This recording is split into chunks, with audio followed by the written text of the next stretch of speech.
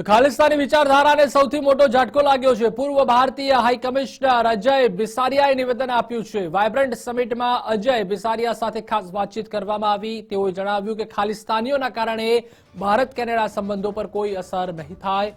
આર્થિક વિષયો પર ખાલિસ્તાની મૂવમેન્ટની કોઈ અસર નહીં।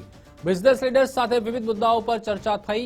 બિઝનેસ કોરિડોરના માધ્યમથી બંને દેશોને ફાયદો થશે। કેનેડિયન રોકાણકારો ભારતમાં રોકાણ કરવા ઈચ્છે છે તેવું પણ જણાવ્યું।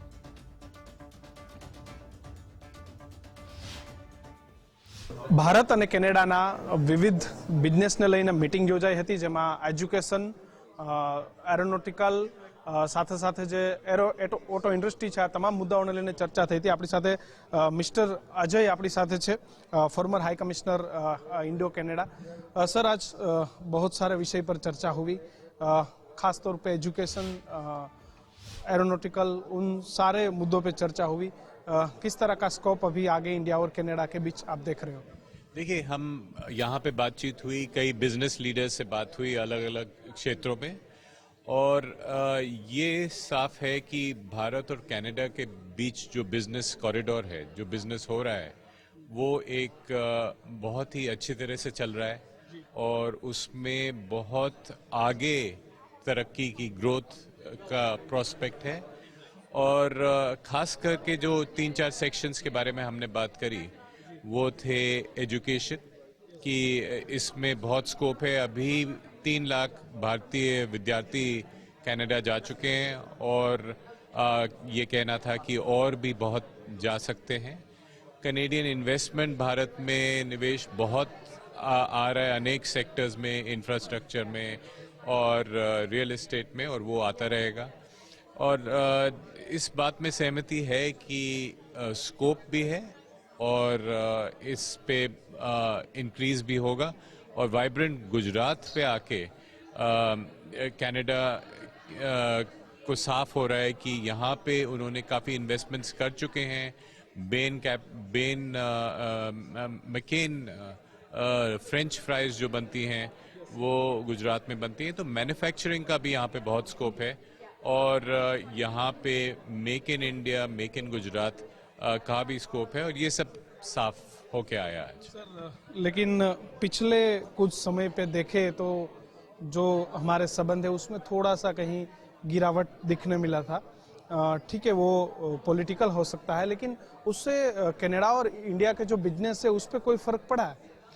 उस पे मैं कह सकता हूँ कोई फर्क नहीं पड़ा, क्योंकि ये सच है कि हमारे जो राजनीतिक संबंध हैं और डिप्लोमेटिक रिलेशंस हैं, इनमें कुछ खटास आई, कुछ घटनाएं हुई, मगर जो बिजनेस है वो चल रहा है। बिजनेस पे कोई इसका इन्फ्लुएंस नहीं हुआ और बिजनेस आगे चलता रहेगा, क्योंकि दोनों देश कीन हैं कि बिजनेस पे कोई आंच ना है इस बार।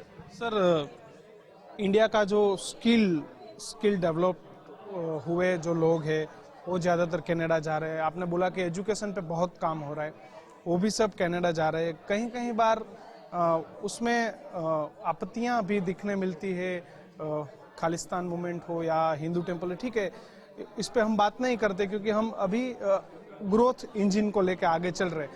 तो ये सारी चीज़ें कहीं वहाँ के जो अधिकारी है, यहाँ के जो बिजनेसमैन, उन लोगों पे ये सारी चीज़ों की कोई असर दिख रही है कि इस पे कोई असर नहीं है? नहीं, इस पे कोई खास असर नहीं है। कोई छोटे मोटे असर कभी कभी हो जाते हैं, क्योंकि बिजनेस जो चल रही है और इकोनॉमिक कॉरिडोर जो चल रहा है और स्टूडेंट कॉरिडोर जो चल रहा है, वो आदान प्रदान वैसा ही चल रहा है।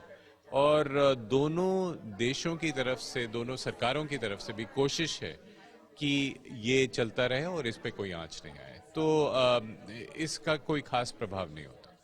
Thank you very much. Thank you. तो કેનેડા અને ભારતના જે સંબંધો છે, રાજકીય સંબંધોમાં જે તણાવો આવ્યા એનાથી ધંધા પર કોઈ અસર નથી પડી। ખાસ જે બટાકાની ચિપ્સનું ઉત્પાદન જે મહેસાણાની અંદર થાય છે, તેની મોટા પ્રમાણમાં જે કેનેડાની અંદર જરૂરિયાત છે, આ તમામ બાબતોને ધ્યાન રાખી અનેક જે કામ છે એ ભારત અને કેનેડા વચ્ચે ચાલુ રહેશે। રાજનીતિક સંબંધો અલગ છે, પરંતુ ઇકોનોમી જે સંબંધો છે ભારત અને કેનેડાના એ બરકરાર રહેશે અને એની અંદર કોઈ જ ફર્ક એ નથી આવ્યો. કેમેરા પર્સન નરેશ સાથે કિશન કાટેલિયા, ગુજરાત ફર્સ્ટ, ગાંધીનગર.